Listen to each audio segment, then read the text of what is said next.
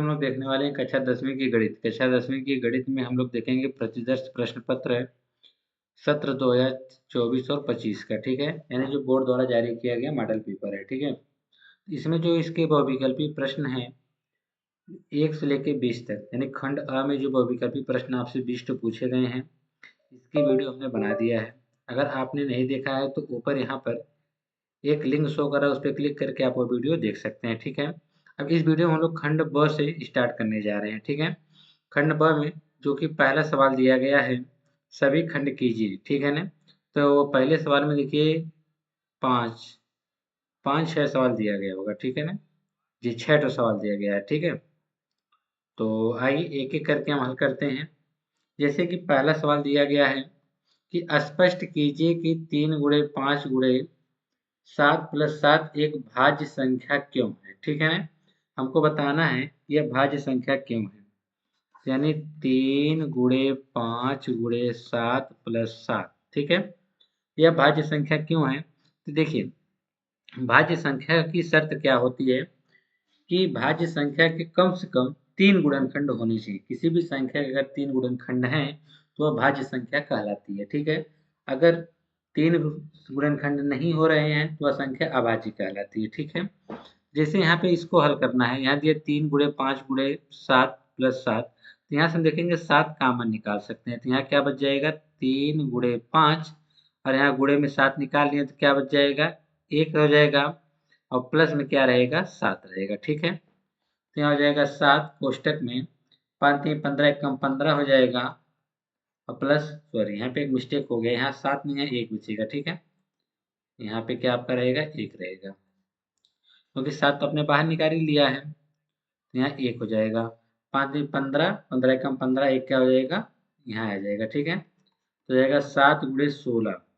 तो हम चाहे तो इसमें एक और कर सकते हैं, यह हो जाएगा 1 गुणे 7 गुणे 16, यानी जो भी हमारी संख्या रही होगी, हमारी संख्या क्या थी, 3 गुणे 5 गुणे 7 + 7, इसका जो गुणनखंड आ रहा है देखिए 2 से अधिक आ रहा है, 1 7 16।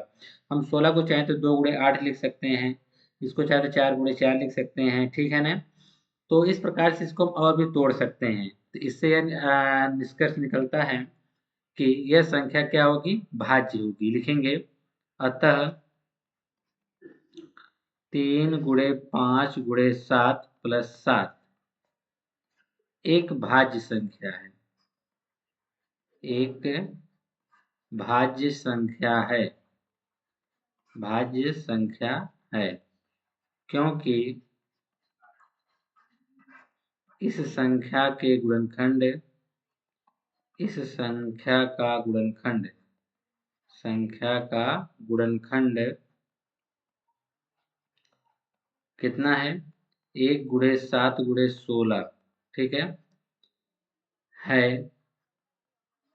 ठीक है ना, इस संख्या का गुणनखंड कितना है, 1 गुणे 7 गुणे 16 है। ठीक है, हम इसे और भी तोड़ सकते हैं। ठीक है, तो इसलिए यह कैसी संख्या है, भाज्य संख्या है। ठीक है, लिख देंगे नीचे, अतः यह क्या है, भाज्य संख्या है। ये हो ही गया, भाज्य संख्या की इसकी जो संख्या गुणनखंड इतना हो गया। ठीक, बस रहने दीजिए इतना। अब दूसरा सवाल क्या है, इसमें कहा गया है, कहा गया कि यदि cot थीटा बराबर 7/8 हो तो 1 + sin थीटा, दूसरे क्वेश्चन में 1 - sin थीटा, पूरे बटा में 1 + cos थीटा, दूसरे क्वेश्चन में 1 - cos थीटा दिया हुआ। ठीक है, तो यहाँ पे हम दूसरा सवाल लगा देते हैं। कहा है कि थीटा बराबर cot थीटा बराबर कितना है, 7/8 दिया है। ठीक है, यहाँ पे हमने लिख लिया 7/8। अच्छा, मान किसका पूछ रहा है, पूछ रहा है 1 + sin थीटा। तो पूछा है 1 + sin थीटा एक कोष्टक में, दूसरे कोष्टक में भी यहाँ माइनस रहेगा, क्या रहेगा, माइनस रहेगा।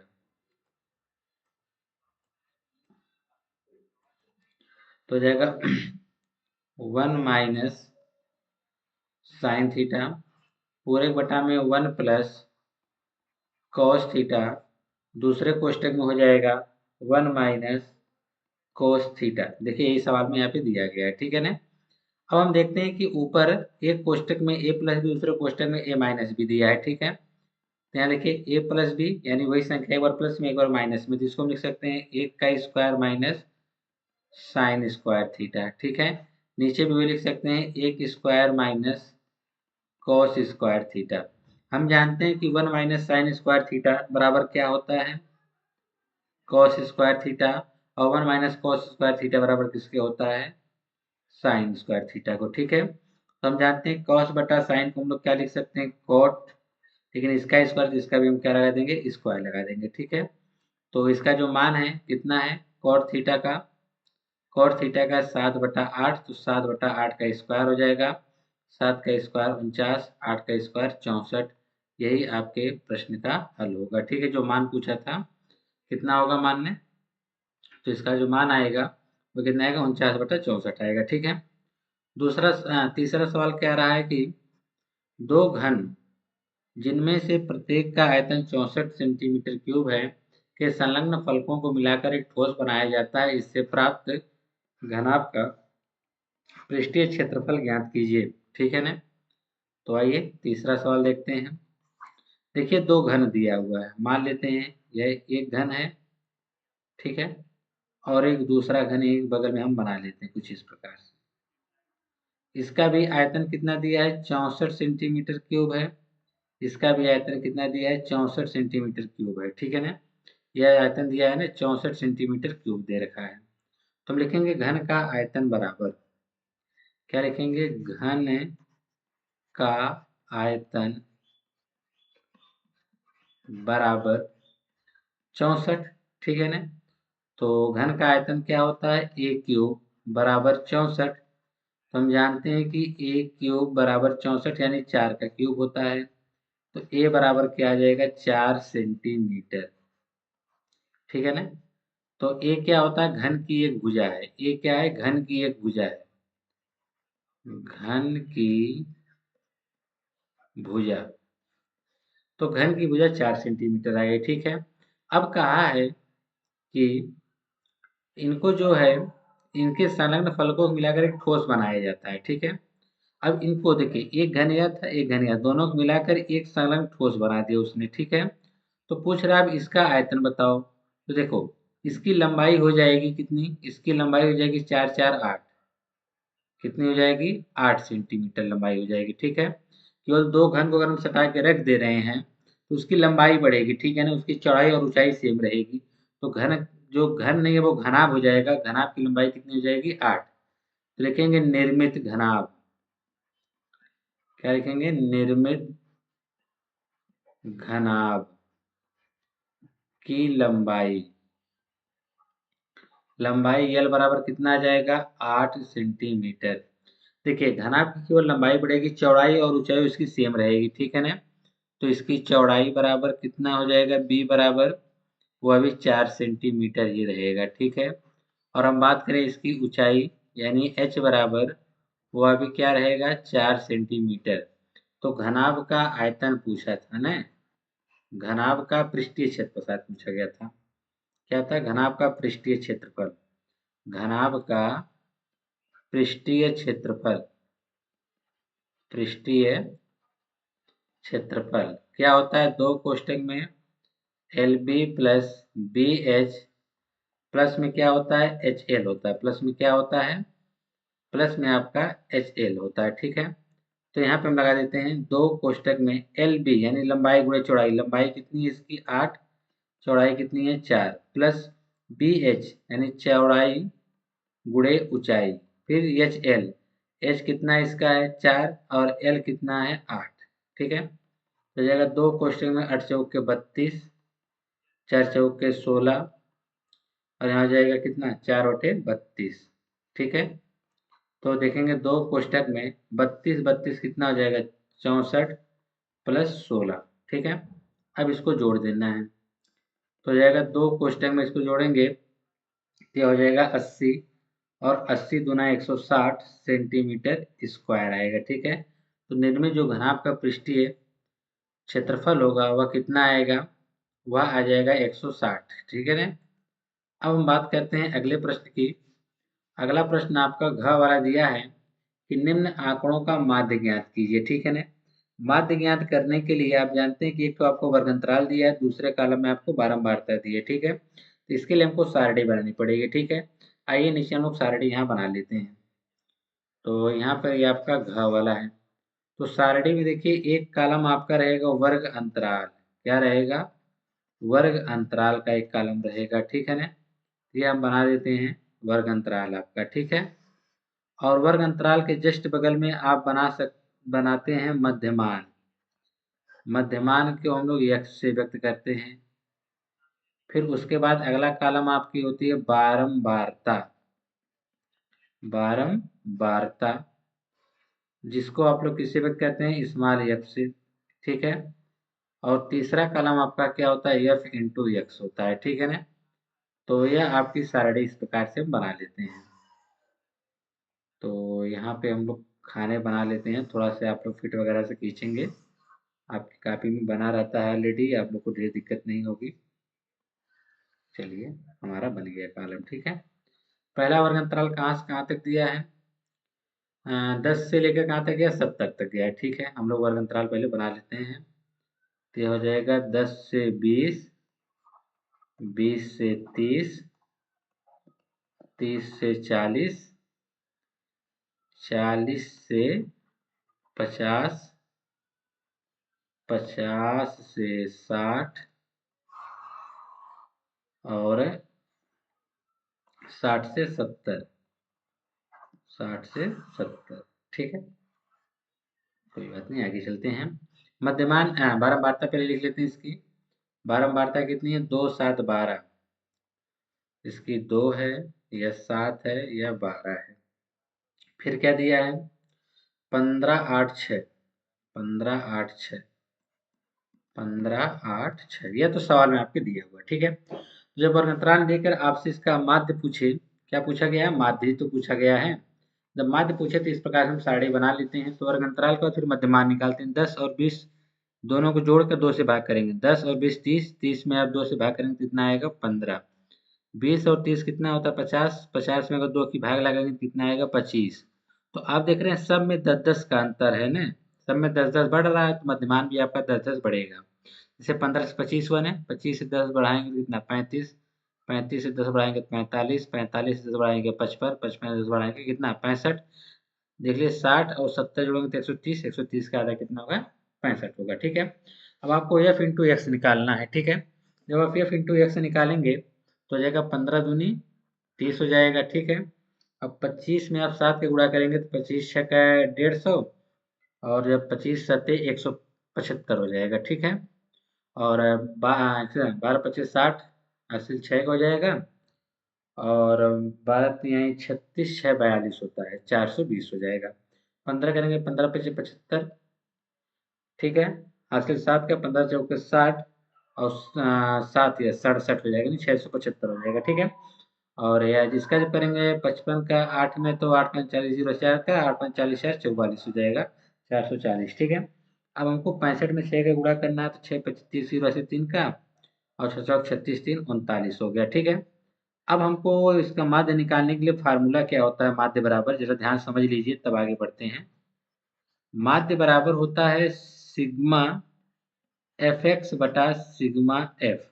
सिग्मा एफ एक्स मतलब जो आपने ये सिग्मा एफ इंटू एक्स निकाला है, एफ इंटू एक्स, इसी को जोड़ दीजिए। इसी के योग को क्या कहा जाता है? Sigma F x.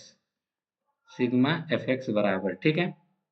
चलिए जोड़ते हैं। तो यहाँ पे देखेंगे 5 5 10 की 0, हासिल 1 का हो जाएगा। तो यहाँ हो जाएगा 7 3 10 2 12, 12 7 19, 19 में 4 होंगे 23, 23 में अगर आप 9 जोड़ेंगे तो कितना हो जाएगा? 23 में अगर आप 9 जोड़ते हैं तो हो जाएगा 32, और एक हासिल कितना? 33 की 3, हासिल 3 का हो जाएगा।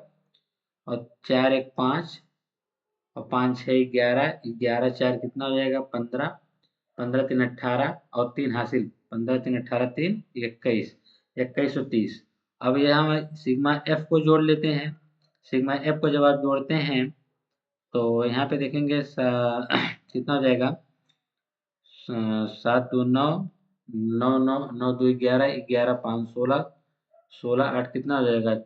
16 8 24 36 की हासिल 3 का, और 2 1 3 5, तो हो जाएगा 50 हो जाएगा, ठीक है।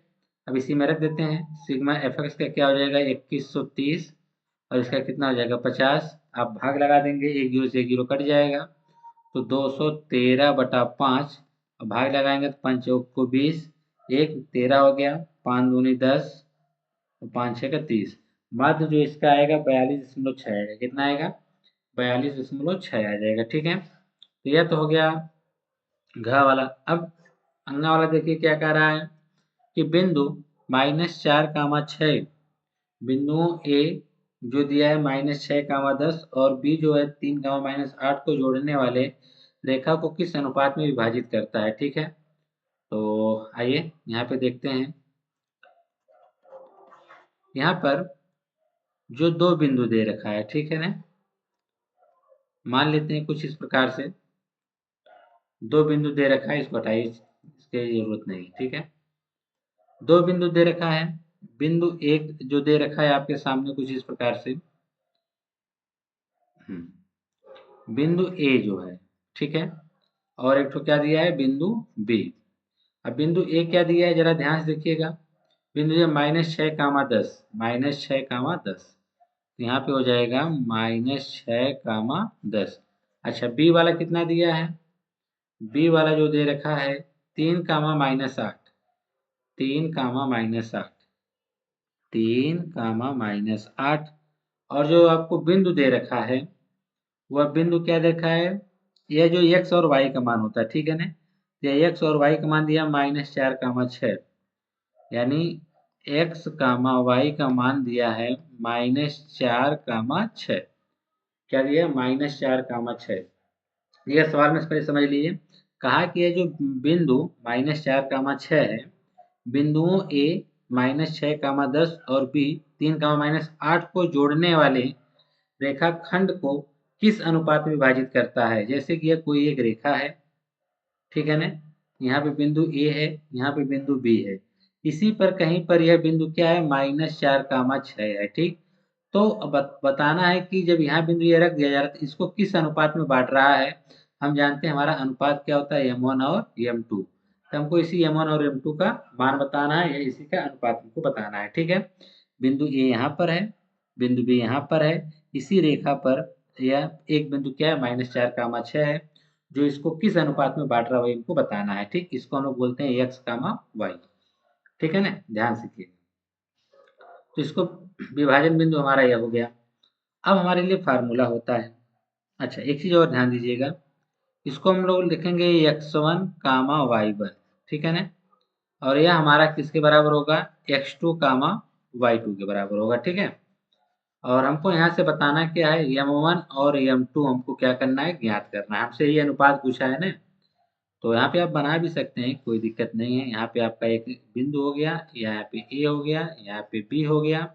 ए का निर्देशांक -6, 10 है, बी का निर्देशांक कितना है 3, -8 है। इसी पर एक बिंदु हमारा जो है क्या है x, y है, जिसका निर्देशांक हमने क्या रखा है -4, 6 दिया गया है। ठीक है, तो पूछ रहा है बताओ कि इसका जो अनुपात, यानी ये हमारा m1 होगा और ये हमारा m2 यदि ज्ञात करना है। ठीक है, तो इसके लिए हमारे पास फार्मूला क्या है, ये हमारे लिए है कि x बराबर क्या होता है m1 x2 plus m2 x1 plus बटा में m1 m2 होता है, यही ना फार्मूला होता है।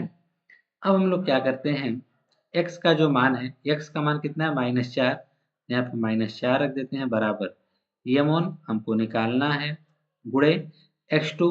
x2 आप देखेंगे यहाँ पे दिया हुआ है, x2 हमारा क्या है 3, x2 हमारा क्या हो जाएगा 3, प्लस m2 कितना है निकालना है, गुणे x1 कितना है x1, यह देखिए x1 का मान क्या है -6 है, यहाँ हो जाएगा -6, बटा में हमारा क्या हो जाएगा m1 plus m2, m1 plus m2 हो जाएगा। ठीक है, अब m1 प्लस m2 किधर भेज दीजिए, तो हो जाएगा -4 m1 प्लस m2।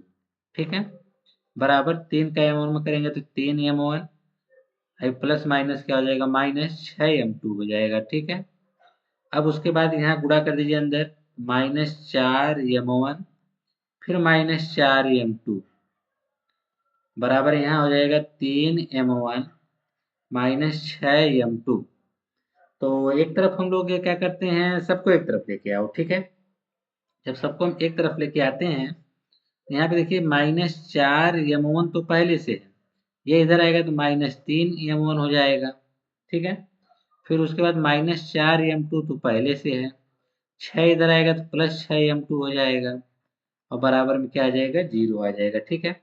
तो -4 और -3 क्या आ जाएगा, -7m1 हो जाएगा, और यहाँ पे 4 तो ऑलरेडी पहले से था, 4 में अब 2 छो करेंगे तो आ जाएगा +2m2 बराबर में 0, ठीक है। तो इसको भी हम रहने देते हैं, फिर आगे देखेंगे क्या करना है। अब आज ये y बराबर निकालते हैं, तो y बराबर में फार्मूला यही होगा हमारा m1, क्या होगा, m1, तो यहाँ पे हो जाएगा हमारा m1 y1 plus, sorry y2 होता है, और यहाँ m2 y1 बटा में m1 प्लस m2, ठीक। y का जो हमारा मान होगा, y की जगह कितना है, 6 है, ठीक है।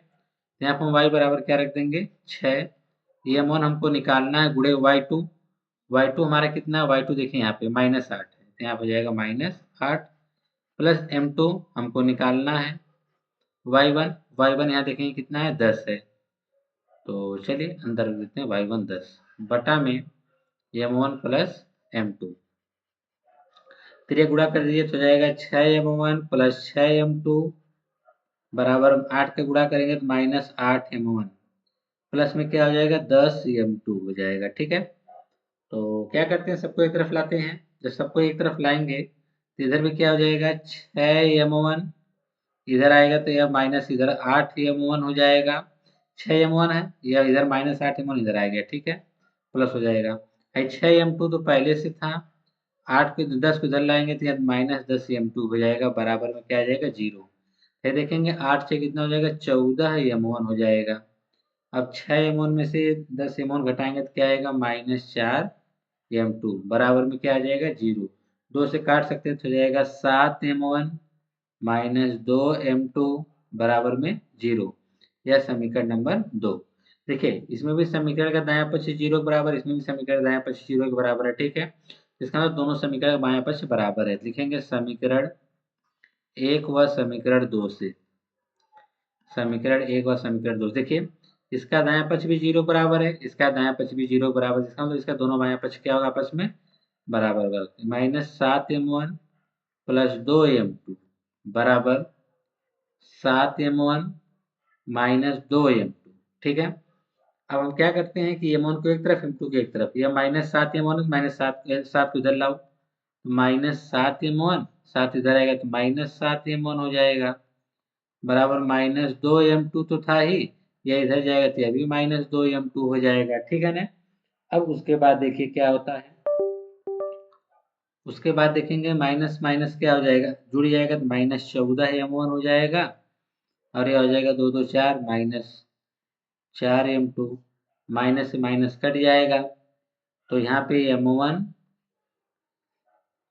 14m1 बराबर क्या कितना है, 4m2, m2 को इधर लाओ, 14 को इधर करो, ताकि m1 बटा m2 हो सके। तो यहाँ पे m1 हमारा है, m2 इधर करेंगे तो हो जाएगा m2 बराबर 4/14, काट देंगे 2 सत्ते 14, तो m1 और m2 का जो अनुपात आएगा वह 2:7 आएगा, कितना आएगा, 2:7 आएगा, ठीक है ना। थोड़ा सा क्वेश्चन आपको बड़ा लग सकता है, लेकिन ज़्यादा कुछ बड़ा नहीं है, बस हमने दोनों विभाजन बिंदु को अलग अलग निकाल लिया, x के और y के करके, फिर दोनों समीकरण को इक्वल कर दिया, यहाँ से हमारा अनुपात निकल गया 2:7 निकल गया, ठीक है। अब जो इसका अगला प्रश्न आपके सामने है, का x और y में ऐसा संबंध ज्ञात कीजिए कि बिंदु x, y बिंदुओं 3, 6 और -3, 4 से समदूरस्थ हो, ठीक है। इसके लिए देखिए हम क्या करेंगे, कहा है कि x और संबंध निकालना है, बिंदु x, y इतने देश क्या समदूरस्थ हो। चलिए इसको हम ऊपर ही लगा देते हैं, 4 वाला यहाँ पर, ठीक है। तो यहाँ पर 2 बिंदु दे रखा है, चलिए हमने 2 बिंदु बना लिया, थोड़ा सा और बड़ा कर लेते हैं इसको, यहाँ तक 2 बिंदु क्या दिया है, 3, 6 और -3, 4, ठीक है। कहा है कि ये बिंदु x, y जो है इन दोनों से समदूरस्थ है, मतलब कि यहाँ पर इसको हम अगर ए मानते हैं, इसको हम बी मानते हैं, यह सी। क्या है कि एक्स वाई में ऐसा संबंध ज्ञात है, बिंदु जो है एक्स कामा वाई है, ठीक है ना, वह बिंदु 3, 6 और -3, 4 से समदूरस्थ है। मतलब इससे जितना दूरी पर है, ए से जितना दूरी पर है, उतने बी से भी दूरी पर है, ठीक है। तो इसका मतलब ए से सी की दूरी और सी से बी की दूरी क्या होगी, बराबर होगी, ठीक है। लिखेंगे प्रश्नानुसार, प्रश्नानुसार तो ए सी बराबर क्या होगा, बी सी होगा, ठीक है ना। तो ए सी में देखेंगे x1 या y1 या x2 या y2 हो जाएगा। देखेंगे x1 बराबर 3, y1 बराबर 6, x2 बराबर x, y2 बराबर y, ठीक है। उसी प्रकार से जब हम इधर BC की बात करेंगे, यहाँ पर ये हमारा हो जाएगा x1 बराबर x, y1 बराबर y, x2 बराबर क्या आएगा -3, y2 बराबर 4, ठीक है। तब दोनों के बीच की दूरी निकालना पड़ेगा। दोनों के बीच की दूरी का सूत्र क्या होता है, अंडर रूट, ठीक है ना। अब दोनों के बीच की दूरी का सूत्र लगा देंगे, क्या होता है x2 minus x1 plus y2 minus y1 का होल स्क्वायर, ठीक है ना। इसी सूत्र का हम प्रयोग करने वाले हैं, ठीक है ना। सूत्र का इसी का हम प्रयोग करने वाले हैं। किसका सूत्र है यह, दूरी का है। आइए इसी सूत्र को हम लोग लगाते हैं। तो एक तरफ क्या होगा, AC की दूरी,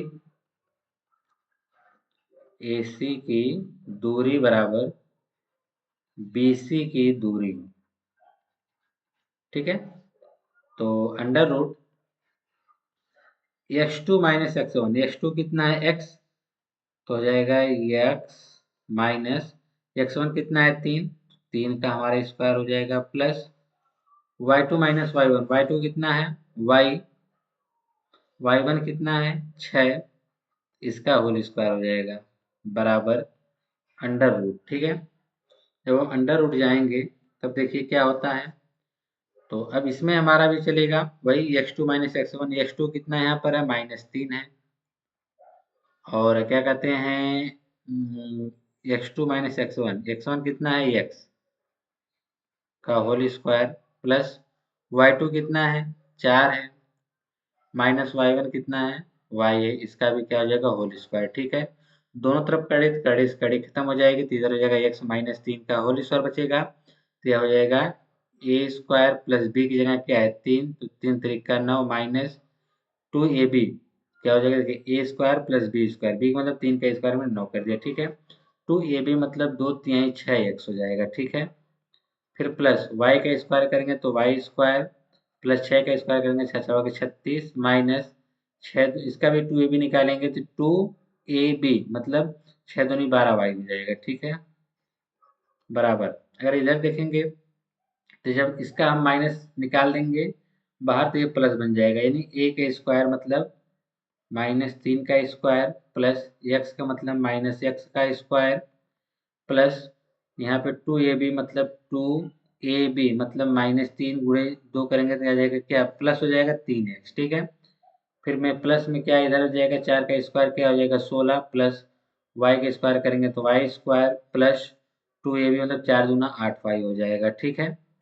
देखिए थोड़ा सा इसको आप समझ लीजिए, थोड़ा सा बड़ा इसका समीकरण टूट गया है। यहाँ पे देखिए a माइनस बी यानी a square plus B square minus 2ab मतलब 3 दूनी 6x, ठीक है। Y square plus 6 36 minus 2ab मतलब 6 दूनी 12y। इधर का देखिए इसको आप लोग दोनों माइनस में दिया है, तो इसको आप इस प्रकार से इसको प्लस समझ लीजिए, ठीक है। मतलब इसको a माइनस बी जो दे रखा है यहाँ पर, इसको कुछ इस प्रकार समझिए ना, यह -3 एक कोष्टक में है, फिर बीच में प्लस है और माइनस x है, पूरे के हम लोग क्या लगाया है होल स्क्वायर लगाया, इस प्रकार से इसको समझ तोड़ा है, ठीक। a का स्क्वायर प्लस b का स्क्वायर देखिए, ठीक है ना, माइनस प्लस 2ab का जब करेंगे तो यह दोनों का गुणा होकर 3x हो जाएगा, ठीक है।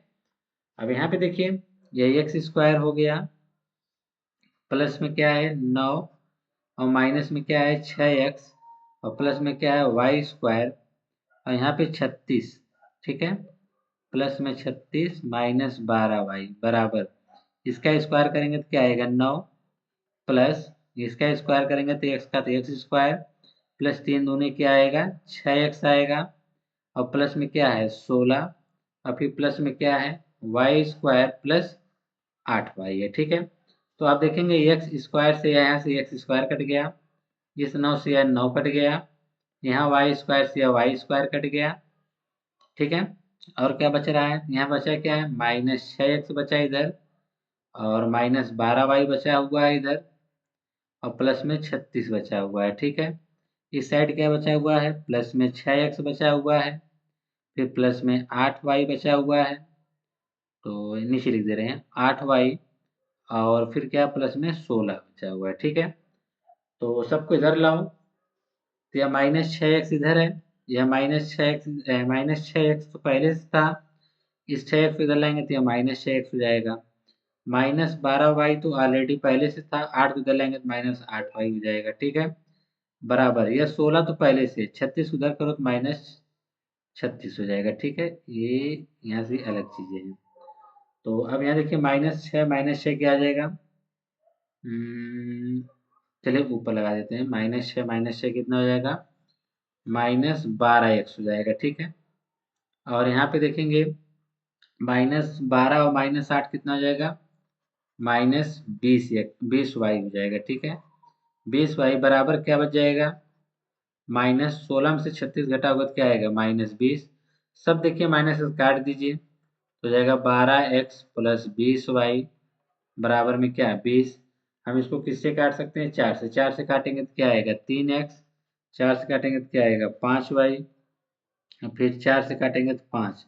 तो इसमें जो संबंध बन के आ रहा है वो आ रहा है 3x प्लस 5y बराबर में क्या है 5 आ रहा है। ठीक है, तो कहीं पे कुछ मिस्टेक तो नहीं हुआ है, थोड़ा मिलान कर लेते हैं। तो अगर हम y वाला देखेंगे तो यहाँ से गलती यहाँ पे हुई, देखिए यहाँ पे जो गलती है हुई है कि ए स्क्वायर 4 का square 16 plus B square -2ab, मतलब यहाँ -8y होना चाहिए था। ठीक है, अगर यहाँ माइनस होगा तो यहाँ पर भी माइनस होगा, या माइनस इधर आएगा तो क्या हो जाएगा प्लस, जब ये प्लस होगा तो 12 में 8 अगर आप जोड़ेंगे तो यहाँ पे क्या बचेगा -4 बचेगा, तो यहाँ पे क्या रहेगा -4 रहेगा। ठीक है, ये वाला जो कॉलम आपका गलत हो गया है, तो यहाँ पे क्या हो जाएगा -4y, और जब 4 से आप काटेंगे तो यहाँ पे वाई क्या 4y रहेगा, जब y काटेंगे 4 से तो यहाँ पे 4 कट के खाली क्या आएगा 3x प्लस वाई बराबर 5 आ जाएगा। ठीक है ना, ऐसा ही होगा। ठीक है,